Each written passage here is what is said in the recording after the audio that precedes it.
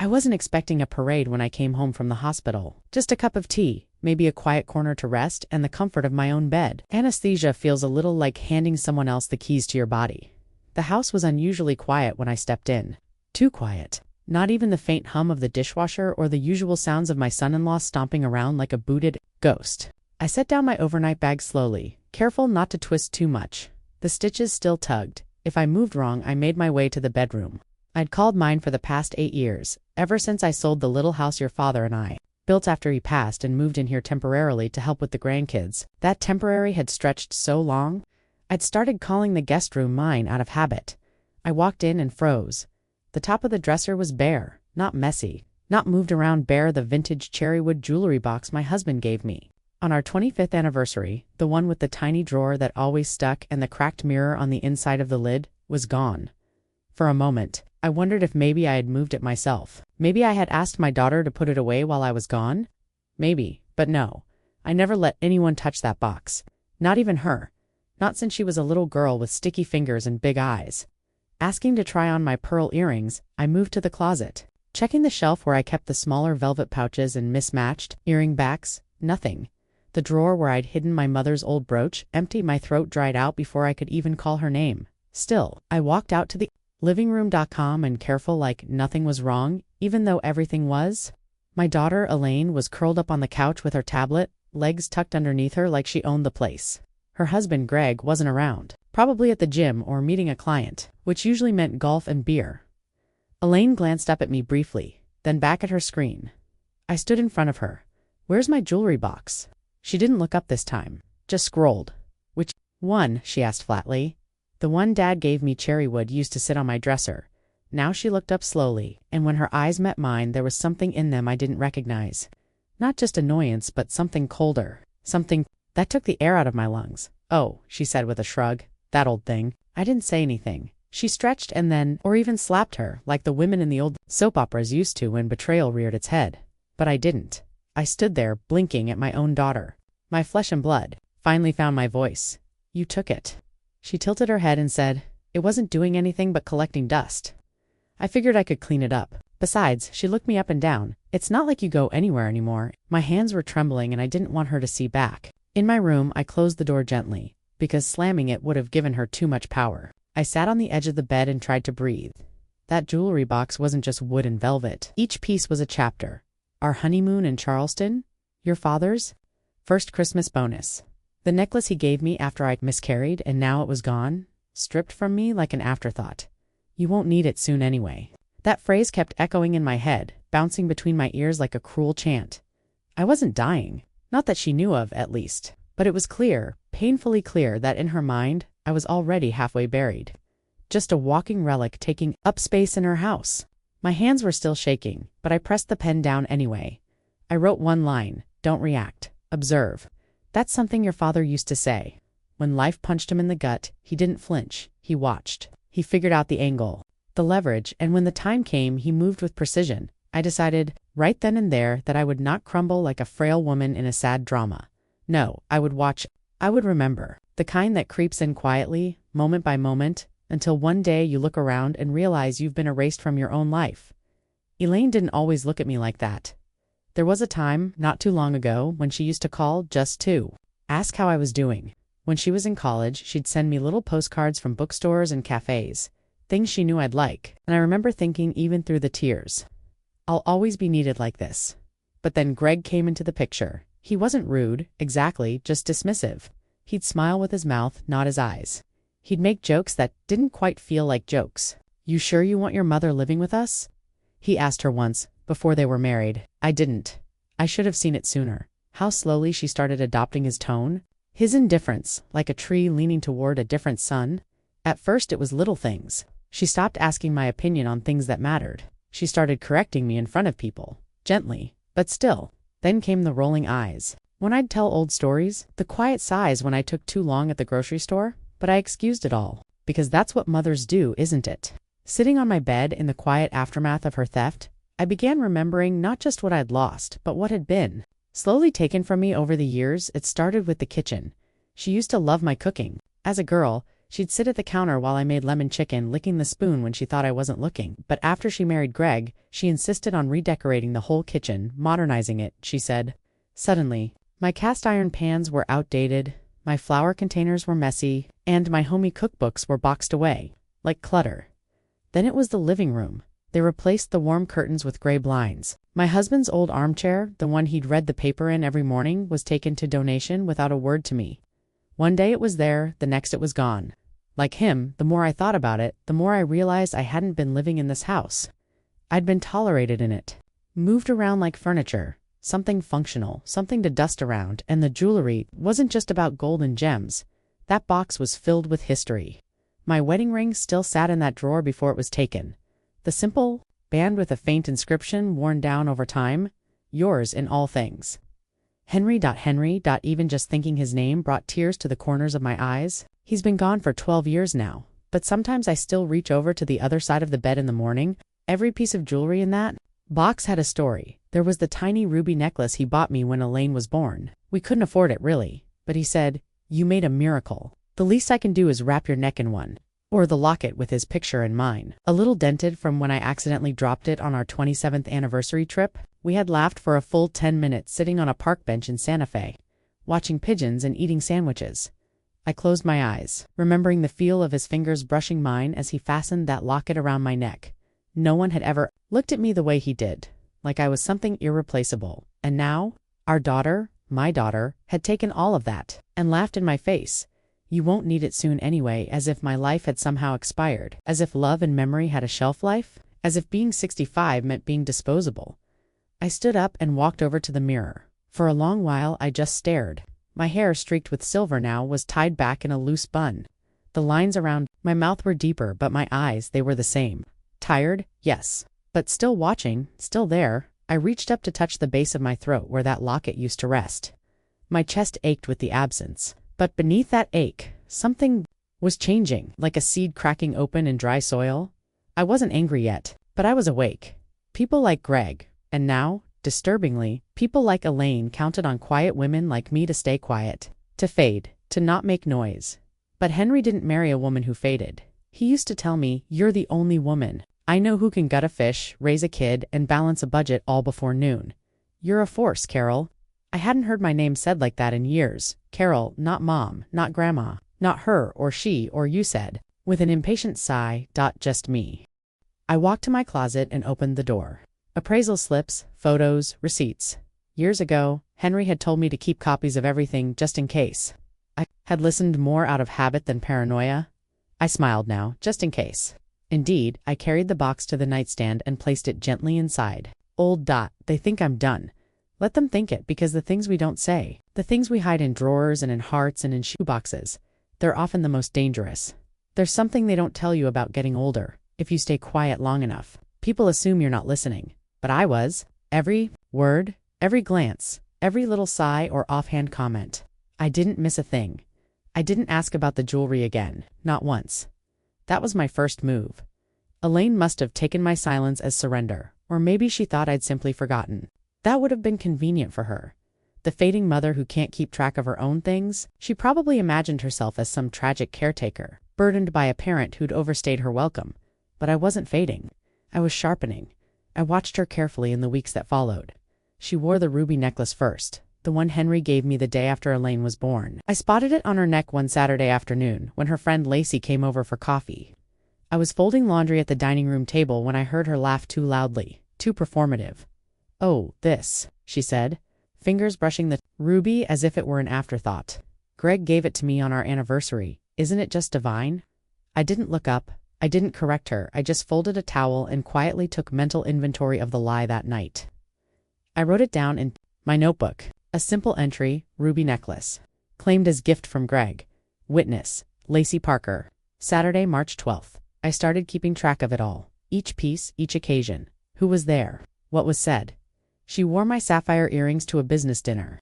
Claimed they were custom-made. She wore the gold bracelet from our 30th anniversary to brunch with her in-laws, calling it a push present Greg gave her after their second child. Lies layered upon lies, and I said nothing.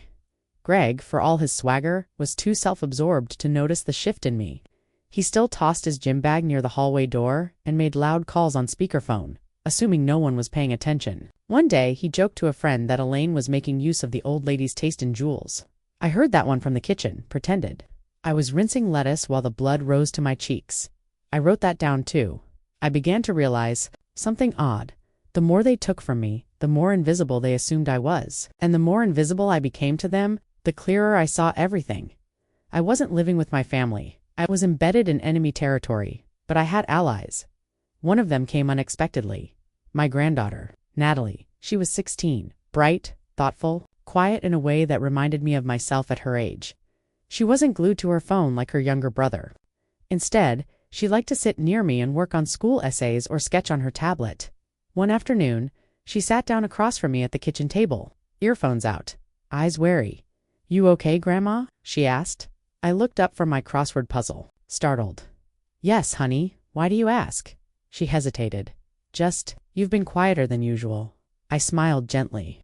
"Sometimes silence says more than noise." She nodded but didn't press. Smart girl. I debated telling her what had happened, but I didn't want to put that weight on her shoulders. Still, I asked a simple question.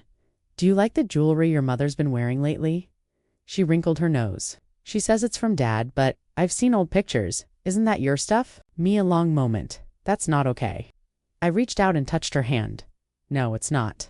But sometimes, Natalie, people show us who they are. Not through big actions, but through little ones. It's our job to pay attention." She nodded again. There was something fierce behind her softness, like a flame carefully hidden behind lace curtains. Later that week, I made a quiet phone call, not to Elaine, not to Greg. To someone I hadn't spoken to in years. Louise Chandler, my old neighbor, friend, and more importantly now, an estate attorney. She was surprised to hear from me, but not unpleasantly so. "Carol Whitmore," she said with a chuckle. "I thought you ran off to Spain or took up tango lessons." "I should have," I said, "but no, just navigating a different sort of dance." I told her the basics. Not everything, not yet, but enough for her to understand that I needed legal advice. Confidentially, "Are you in danger?" she asked. Double quotes, "No, just surrounded by people who think I'm too soft to notice I'm being stolen from." She paused, then said, "Come by the office Tuesday. We'll go through everything. Appraisals, photos, any records you've got." I smiled, feeling the first real lift in my chest in weeks. I wasn't just watching anymore. I was preparing that night. I opened my old fireproof lockbox. Inside were dozens of yellowing papers. Insurance appraisals from the 90s, handwritten, notes from Henry, a receipt from the jeweler in Charleston. All of it still neatly folded, still legible. I packed everything into a folder and labeled it simply, "Proof." They thought they were so clever. Elaine with her sharp tongue and Greg with his smug entitlement. They thought I was just an old woman grateful for shelter. A fading inconvenience they could manage around their dinner parties and Instagram perfect lives. But what they forgot, what so many people forget, is that age is not weakness. It's wisdom, it's patience, it's knowing how to bide your time until the moment arrives, and when it did, I would be ready. Henry always said, "Hope for peace, prepare for war." He said it when he installed extra smoke alarms in our first home. He said it when he taught me how to balance a checkbook and change a flat tire. And he said it the day he handed me a manila envelope filled with jewelry appraisals, handwritten, ledgers, and insurance records. "Make a copy of everything," he'd told me. "One stays here, one goes to the deposit box." Back then, I'd thought he was being overly cautious, but I did as he asked. That was nearly 20 years ago now. Standing in the quiet lobby of the old downtown bank, that manila envelope clutched in my purse, I understood why he'd been so insistent. "Good morning," the clerk greeted with a warm but distant smile. She was young, probably no older than my granddaughter, but polite in that corporate way. "I'd like to access my safe deposit box," I said calmly, handing over my ID and key. The process was uneventful. They led me into a small private room, with a steel wall of numbered doors. Mine was halfway up, third column from the left, when she handed me the box and left me alone. I sat at the small table and opened it. There it was, the backup envelope, still sealed, still untouched. I spread both envelopes out, old and new. I added the fresh stack I'd been building over the past few weeks, printed screenshots of Elaine wearing my jewelry, dated social media posts with her false captions, written logs of conversations and lies, photos of the jewelry from our old family albums, each piece clearly seen around my neck, not hers. The kind of quiet evidence no one notices until it matters. I also added something new, a handwritten affidavit in it. I detailed the theft, the timeline, the sentimental and financial value of each item, and my intent to pursue restitution if necessary. I signed and dated it with Louise Chandler as my witness. We'd met that morning before I came here. She'd reviewed it herself, nodding slowly as she read. "This is solid," she said. "And smart. They won't see it coming." I slid the updated envelope into the box, closed the lid with care, and locked it shut. One more piece of the puzzle, secured Dot back in the car. I didn't start the engine right away. I just sat there, the sunlight warming the steering wheel, and let myself exhale, not from stress, from control. For the first time in a long time, I wasn't reacting. I was planning. Next came the appraiser. Louise recommended someone discreet, an older gentleman named Charles Weaver, who specialized in estate disputes and quiet valuations. He didn't advertise much, didn't flash credentials online, but he'd worked with wealthy families who'd rather not air their inheritance fights in public. We met in a quiet corner of the public library. Of all places. I brought the copies, not the originals, and a photo album that Henry and I had kept over the years. One of those heavy leather-bound kinds with little index tabs. By year, Charles flipped through the pages with a slow, trained eye. "That's a stunning piece," he murmured at one photo. "Is that the oval emerald with the leaf filigree setting?" "Yes," I said. "Henry gave it to me on our anniversary trip to Savannah. The receipt is here." I handed him the faded paper, tucked neatly in a clear sleeve. He examined it, then nodded. "Excellent. Between the documentation and the photographic evidence, we can build a very strong case for prior ownership." He paused, looking up at me. "Has your daughter contested any of this yet?" "No," I said. "She doesn't know I'm doing any of this." He smiled faintly. "Then you're 2 steps ahead. Most people wait until the damage is permanent." I smiled back, but I didn't feel victorious. Not yet. This wasn't about gloating. It was about reclaiming what was rightfully mine and making sure it never happened again that evening. I sat alone at the dining room table long after everyone had gone to bed. I poured myself a small glass of red wine, Henry's favorite, and stared at the open notebook in front of me. The ledger of betrayal, ago, listed Elaine as my sole beneficiary.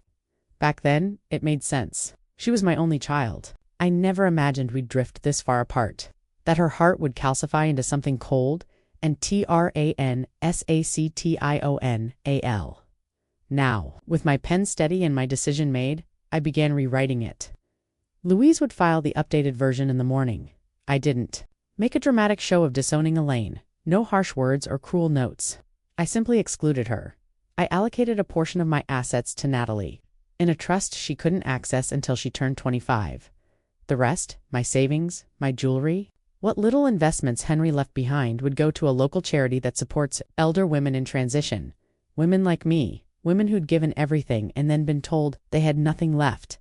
I went to bed with my heart oddly light. The trap wasn't loud or theatrical. Still hosted brunches for her friends who pretended not to see the cracks beneath her curated surface. Greg still swaggered through the house like he owned it, oblivious. But I had the key now, not just to the deposit box. Roses piped along the edges. "Happy 66th, Mom." In delicate script. The handwriting was too perfect to be Elaine's, probably ordered from a bakery. All presentation, no heart. She stood near the patio doors in a bright floral dress, glass of Prosecco in hand, laughing too loud at things no one else found funny. Around her, the guests mingled. Neighbors, book club women, Greg's real estate associates. Most of them weren't even my friends, just people she'd invited to make the house look full. Too. Make herself look generous. The devoted daughter throwing a sweet little party for her aging mother, and maybe I was. Elaine hadn't asked me how I wanted to celebrate. She'd just told me with that voice she uses when I'm expected to smile and nod. "We're doing something small, classy. Don't worry about a thing." Of course not. Everything had already been decided for me. I wore a soft blue blouse, my hair brushed neatly behind my ears. Simple pearl studs, not from the box she stole. These were new, inexpensive but clean. Unclaimed. Natalie stood beside me, holding a plate of cheese, squares, and fruit. She leaned in and whispered, "You okay?" I nodded. Tonight was the night. Elaine tapped a fork against her wine glass. "Everyone, thank you so much for coming," she called out, with that perfect faux sincerity. "It means a lot to my mom. But she's still strong, still with us, still with us." I almost smiled. As if I were some frail relic they'd been wheeling out for one last curtain call, she gestured toward me. I stepped forward slowly, not from pain but from performance. Let them think I was still recovering, still fragile. Let them lean in to hear me speak. "Thank you all for coming," I began. My voice was calm, steady. 66 is a strange number. Too old to be young, too young to be dead. But old enough, I think, to stop pretending. A few people chuckled politely. I'd like to share something tonight, I continued, looking around the room. A few truths. Things that weren't meant to be said, but deserve to be heard. Greg shifted his weight. Elaine's smile faltered just slightly. For the past few years, I've lived in this house under the impression that I was family, that I belonged, that I was welcome. My jewelry box, containing nearly every heirloom, every gift my late husband ever gave me, vanished. And when I asked my daughter about it, I turned to Elaine. She laughed, told me I wouldn't need it soon. Gasps rippled through the room. Elaine blinked, flustered. Mom, I raised a hand. It's okay. I didn't yell. I didn't make a scene. I simply listened, and then I got to work. Behind me, Natalie picked up the remote and turned on the smart TV mounted on the wall. The screen lit up, and there it was, a photo of Elaine at brunch, wearing my ruby necklace. Then another, her on Greg's arm at a fundraiser, the emerald brooch pinned to her coat. One by one, the photos cycled, each one time-stamped, each one undeniable. I documented everything, I said. With dates, witnesses, and with the help of an estate appraiser who happens to be in the room with us tonight, I gestured toward Charles, who stood quietly in the corner, hands folded. We've verified ownership of every piece. Elaine's face turned red. This is insane. Those were gifts, not from you, I said softly. You're embarrassing yourself, Greg muttered. No, I replied. I'm reclaiming myself. I stepped back, letting the images speak for me. Then, I took a breath and delivered the final blow. This house, I said, was purchased with my money. It's in my name. I let them live here because I believed I was helping. But that generosity has been twisted into entitlement. Gasps again, and a few murmured, she owns the house. Greg opened his mouth, but I cut him off. So I'm moving out. The house is going on the market next week. Elaine looked like she'd been slapped. You can't. I can, and I have. I'm saying it because silence protects the wrong people. I may be old, but I'm not gone. And I'm certainly not stupid. No one touched the cake. I stepped away from the TV, past the stunned faces, and walked back to the table where Natalie stood, beaming like the proud granddaughter she was. She whispered, "That was epic."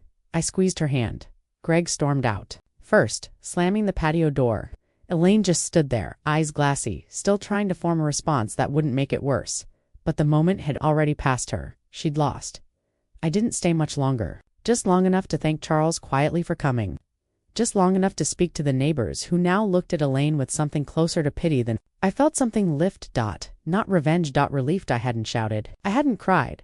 I'd simply told the truth and trusted it to do the work. And it had. The papers were served 3 days later. A man in a gray blazer knocked on the door just after lunch. I was already gone by then, but Natalie told me later how it happened. She'd stayed behind to grab a few things I'd forgotten, a recipe book and an old scarf. Elaine opened the door, all teeth and rehearsed charm, until she saw the envelope. According to Natalie, her smile cracked in slow motion. She tried to laugh it off. Is this a joke? The man didn't answer, just tipped his head and walked away. Inside the envelope, a formal civil claim for theft, fraud, and misrepresentation, and itemized list of every stolen piece of jewelry, complete with dated photos. Affidavits from both myself and Charles Weaver. No ugly confrontation. Just a simple fact. Elaine had taken what wasn't hers, and I wasn't staying silent anymore. The house sold faster than I expected, even in this market. It went within 2 weeks, a cash offer from a young couple moving in from Portland. I'd priced it to move, and move it did. I left most of the furniture, let Elaine and Greg scramble over what was theirs. The only things I took were my books, a few boxes of clothes, and one battered suitcase that still smelled faintly of Henry's cologne. My new place was the water a rental at first, but soon enough I bought it outright with what was left after the sale. It wasn't large, but it was mine. It had chipped white shutters, a squeaky screen door, and a porch that caught the morning coffee brewed exactly the way you like it, in walking barefoot on cool floors and realizing, no one expects anything from you anymore. Elaine tried calling once. Just once. I let it ring out. She didn't leave a message. I imagined she thought the lawsuit would vanish if she apologized. Or maybe she thought I'd soften now that I had made my point. But what she never understood was that this wasn't about anger. It was about truth and consequence. For once in her life, she was going to feel what it meant to be held accountable. Not by a judge in robes, but by the people she once fooled. The unraveling came faster than I expected. Friends who used to gather around her for brunch stopped answering texts. The women in her networking group, the ones she'd performed for at my birthday, began to distance themselves. It turns out, even polite society has its limits, especially when the scandal comes with screenshots and legal filings. Natalie told me Elaine canceled her next book club meeting without explanation. Greg deleted his Facebook profile the day after. A distant cousin commented, "Hope you give those stolen earrings back. Their curated little life." Crumbling. Not with a bang, but with silence. Natalie visited often. She loved the cottage. Said it felt like something out of a novel. She helped me plant lavender in the front garden and brought me new tea blends to try. On Sundays, we'd sit on the porch with our mugs, barefoot and unhurried. I don't understand how she turned out that way, she said once, out of the blue. We were watching the light stretch across the water. The sky was pinking at the edges. She wasn't always like that, I said quietly. But somewhere along the way, she started measuring her worth by how much she could take. And when you start doing that, people become objects, even your own mother. But I deserve me. And I did. There's a kind of power and restraint in choosing not to raise your voice, in letting the facts speak, in stepping away from the mess, instead of trying to tidy it up. Elaine once said, I wouldn't need my jewelry soon. She was right, just not in the way she meant. I didn't need the jewelry. I needed what it represented: memory, love, dignity. She tried to take all of that, to wear it on her neck like a trophy, to rewrite history in her favor. But she forgot who wrote the first draft I did. I kept only one piece from the box, a tiny ring Henry gave me when we were barely scraping by, though we'd already been married by then. A promise that I'll keep showing up, he said, even when I'm broke, even when you're mad, even when we're gray and old.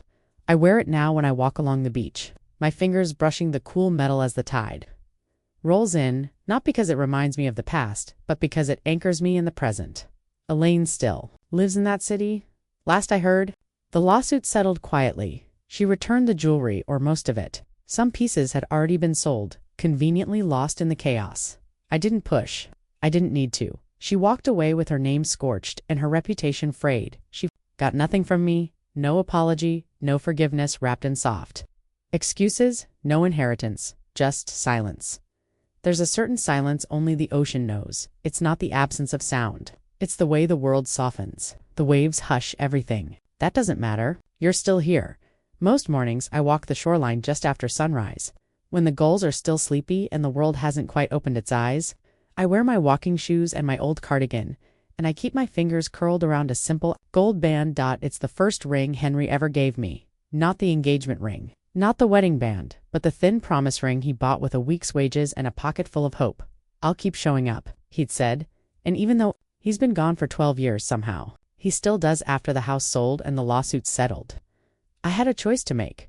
What to do with the jewelry. Some of it was returned. Not all. A few pieces had been quietly pawned off or lost in the shuffle. A conveniently selective memory on Elaine's part. I could have fought for every last bracelet and chain, but I didn't single quotes T. instead. I boxed most of it up and sent it to a women's foundation I'd quietly supported for years. One that helps women in transition find shelter, jobs, and dignity. They auctioned the pieces off at their spring gala. Raised over $30,000. I watched the live stream from my cottage that night, wearing flannel pajamas and sipping chamomile tea. I didn't cry. I didn't clap. I just sat quietly, smiling to myself. Elaine had worn those pieces like status symbols. I gave them away like lanterns in the dark. Let them light someone else's path now. I did keep one other piece, a brooch. Small. It had been tucked at the very bottom of the jewelry box, behind a scrap of silk and a spare earring back. Elaine never mentioned it, never tried to claim it, and maybe that's why I kept it, because it wasn't about value. It was about being mine. Henry gave it to me on a Wednesday of all days. No occasion, no reason. He'd seen it in a shop window and thought it looked like me. Sturdy and elegant, he'd said, smiling like he was getting away with something. That brooch had pinned scarves, shawls, even a diaper bag once. In a pinch, it had been with me through every version of myself. Young wife, mother, widow, forgotten guest, and now, free woman. I don't think much about Elaine anymore. It's not that I've forgiven her, though maybe, in a quiet way, I have. But forgiveness doesn't always come with a ribbon and a speech. Sometimes it just looks like not carrying the weight anymore. She never apologized. She never visited. But that's fine. I no longer live my life waiting for people to become who I hoped they were. I accept who they've shown me they are, and I build around that truth. Natalie visits often. She brings her sketchpad and new teas to try. She asks questions about Henry, about my childhood, about the years before everything turned complicated. And I tell her, not just the clean photo album memories, but the messy ones too. She deserves the real stories, not just the heirlooms. We sit out on the porch watching the gulls dive and tumble, and I tell her about the time I burned a peach cobbler so badly the oven smoked for days. Or the summer Henry and I slept in a leaky tent and still called it romantic. That's more legacy than any necklace could ever hold. The town here is quiet, kind. No one knows my name beyond the neighbors who wave as they pass. I'm not Elaine's mother. I'm not the woman who lost her husband. I'm just Carol, the woman with lavender in her garden and music drifting from her open windows. I take long walks. I read mystery novels with the ending already spoiled, just to enjoy the details.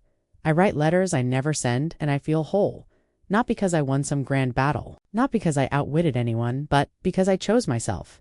Every time they dismissed me, every time they expected me to be quiet, every time they measured my worth in square footage and shiny things, I chose not to answer. And eventually, that silence became a sword.